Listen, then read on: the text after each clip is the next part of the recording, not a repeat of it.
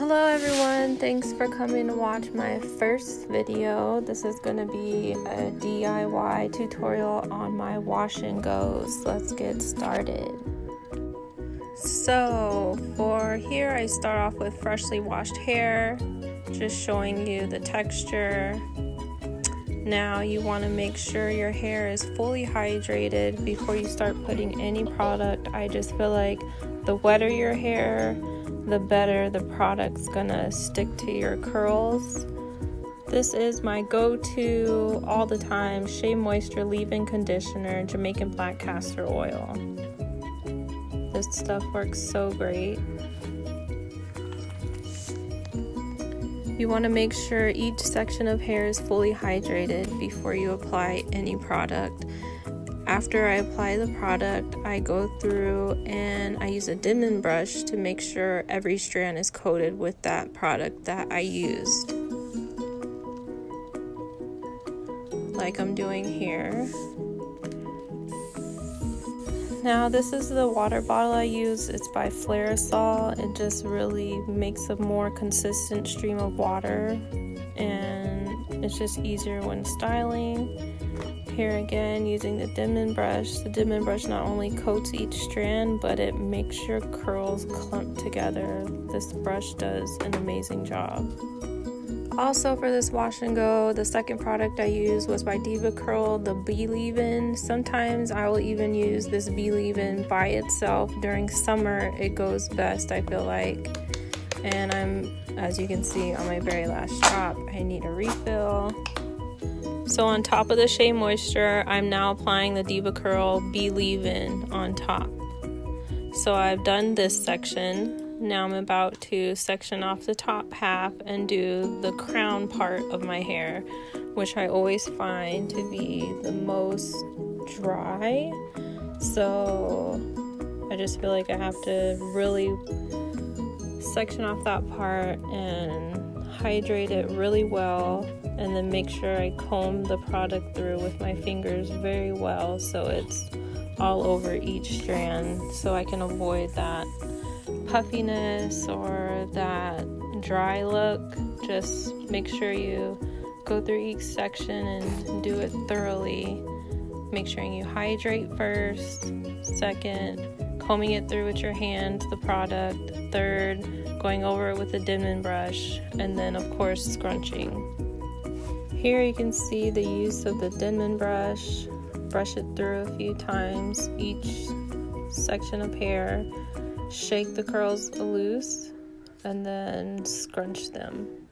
So I'm still working on the crown part of my head. Now I moved over to the right side.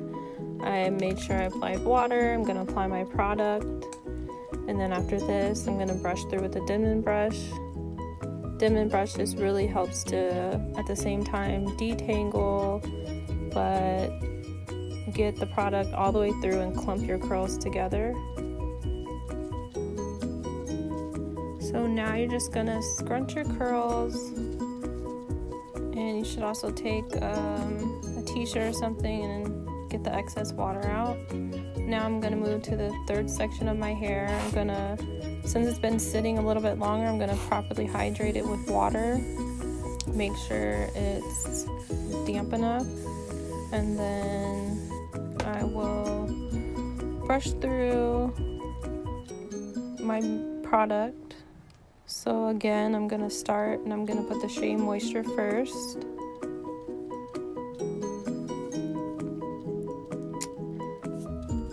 I brushed through the other two sections of my hair, but on the third part I had a little bit of clumping, I feel like, because it was dry, but this is the only amount that fell out. That's pretty good. With this top part, we're just going to continue with the rest of the steps I've already told you. I applied one product, I applied the Diva Curl, and then I brushed it through with the dimming brush, defining the curls, smoothing out the product over the curls. You might have white residue, but that's okay because that will dry. Now all my product has been applied to all of my curls, all the way around my head. It's easiest if you do it by sections, that way you can be a little more thorough. So I guess I didn't like the way my curls look, so I'm trying to rebrush them. My bangs are probably the hardest to decide where they're gonna fall, especially as they continue to get longer. But as you do your hair, you kind of know how your hair falls and which way to part it or whatnot. Okay, now all of our product has been applied. We're well hydrated. We're fully moisturized. Let's take a t-shirt or some kind of cloth and soak up the excess water or excess product, and then let's get to the next part. After your product has been applied, the next part is to dry by diffusing. I love to diffuse. I usually diffuse with my head upside down for bigger curls. Okay, when it comes to drying, it's very important that you move around your head. Don't spend too much time on one spot or on one side, because then one side will have more volume than the other. So you kind of want to spread it out and move in a halo around your head and dry like that.